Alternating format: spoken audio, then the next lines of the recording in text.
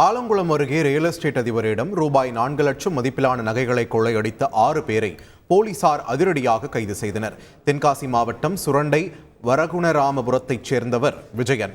Real estate தொழில் செய்து வந்த அவர் கடந்த செப்டம்பர் மாதம் வேலை விஷயமாக ஆலங்குளம் வந்துள்ளார்.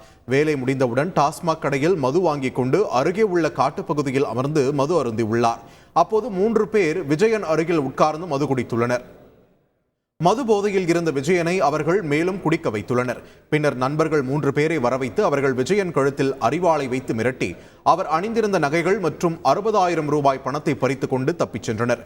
இதுகுறித்து விஜயன் ஆலங்குளம் போலீசில் புகார் கொடுத்தார். மது அருந்தும் போது விஜயன் அருகில் அமர்ந்து மது குடித்த 2 பேருடன் தனது செல்போனில் புகைப்படம் எடுத்துள்ளார். அந்த புகைப்படத்தை வைத்து போலீசார் விசாரணை நடத்தி மாராந்தியைச் சேர்ந்த அழகு சுந்தரம், சூர்யா, பேச்சுமுத்து உட்பட 6 பேரை கைது செய்ததுடன் 4 லட்சம் ரூபாய் மதிப்பிலான நகைகளையும் மீட்டனர். செய்திகளை உடனுக்குடன் தெரிந்து கொள்ள உடனே சப்ஸ்கிரைப் பண்ணுங்க.